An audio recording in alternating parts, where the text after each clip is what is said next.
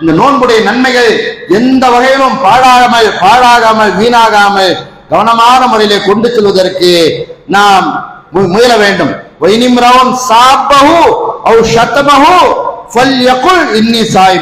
உங்களை யாராவது ஒரு மனிதர் ஒருத்தர் திட்ட வர்றாரு அல்லது சண்டை போடுறாரு என்றால் அவர் சொல்லிவிடட்டும், நான் நோன்பாளி என்று அவர் சொல்லிவிடட்டும் என்று நபிகள் நாயகம் சொல்வார். நோன்பாளி சொல்லி திரும்பி சண்டை போடுறாங்க, நான் நோன்பாளி.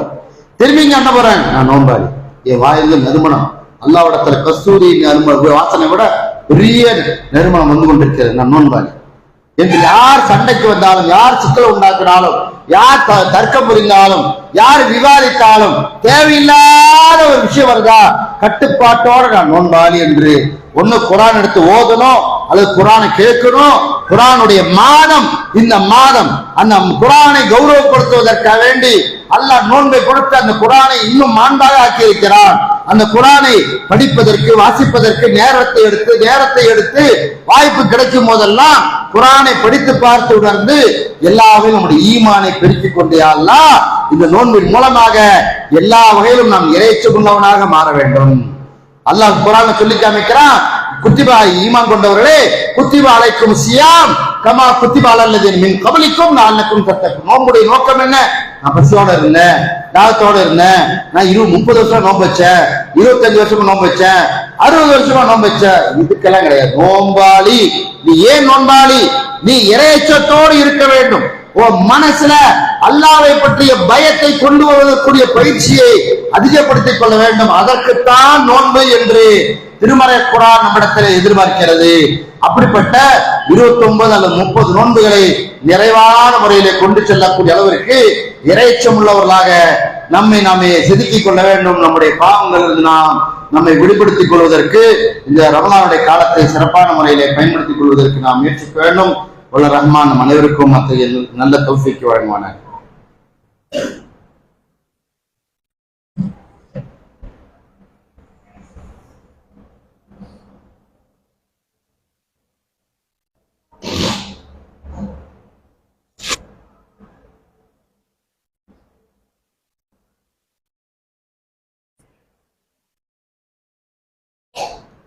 அல்ஹம்துலில்லாஹி அல்லதி ஹதானா லிஹாதா வமா குன்னா லினஹ்ததிய லௌலா அன் ஹதானா அல்லாஹ் வஸ்ஸலாத்து வஸ்ஸலாமு அலா மன் லா நபிய பஅதா வ அலா ஆலிஹி வ ஸஹ்பிஹி வன்னாஸி அஜ்மஈன்.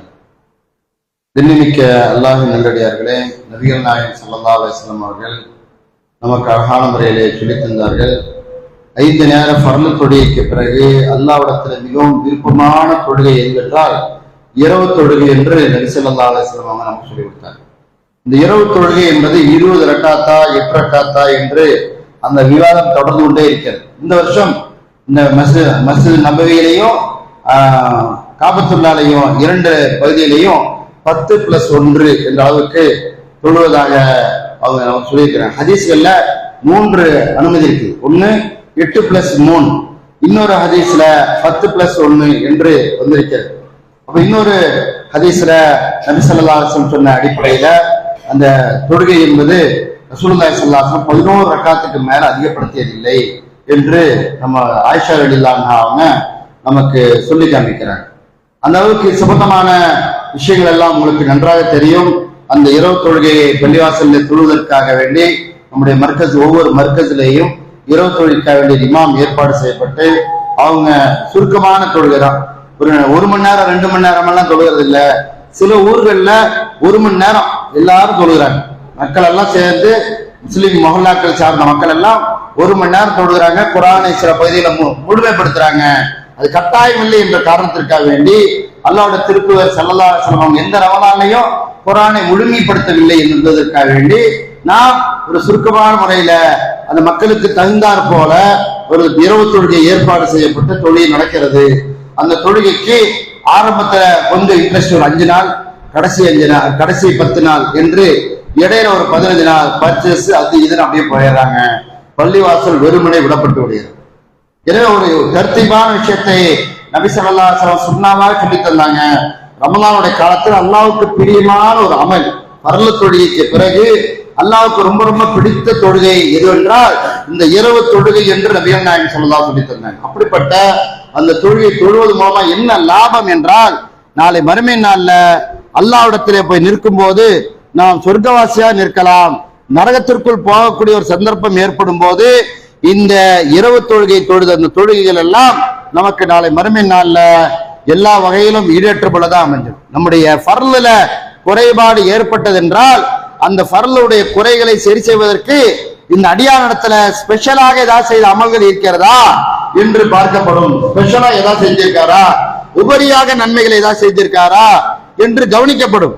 அந்த கவனித்து அந்த நன்மைகளை எடுத்து போட்டு அவர் சொர்க்கத்திற்கு அனுப்பப்படுவார். அது இல்லாமல் போய்விட்டால் மிகப்பெரிய கஷ்டமாகிவிடும் என்பதை நாம் புரிந்து கொள்ள வேண்டும். அதற்காக வேண்டி உமர் ரலியல்லாஹு அவர்கள் பிரத்யேகமாக அவருடைய ஆட்சி காலகட்டம்